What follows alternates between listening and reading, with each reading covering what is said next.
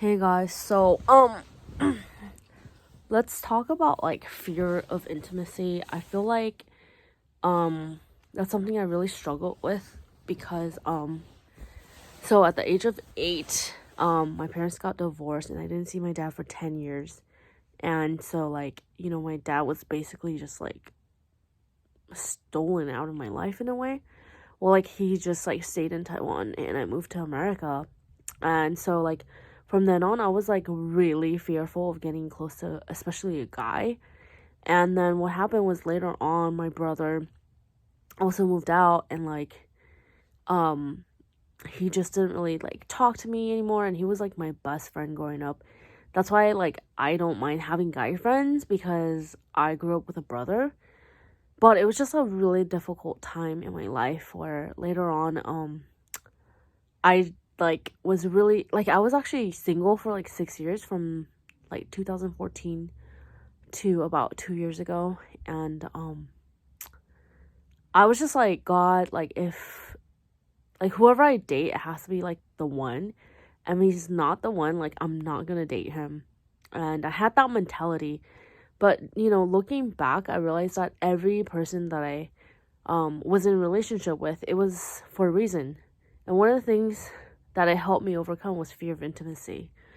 So I want to dispel some of the things that Christians grow up with. First of all, that you have to find your Prince Charming and he has to be perfect in every way. One of the things I've learned is like we depend so much on that other person being perfect that we don't even realize that love actually comes from within. That we need to let love in, that we need to allow ourselves to feel, we need to express how we feel. And when we do, that's actually when we feel our emotions, and that's when we feel loved. And I would feel numb a lot because I really didn't express how I felt, and I didn't want to get close to a guy. So a lot of misconceptions I had about dating was that, okay, this is an ideal man. An ideal man is someone who loves God, like prays, reads the Bible.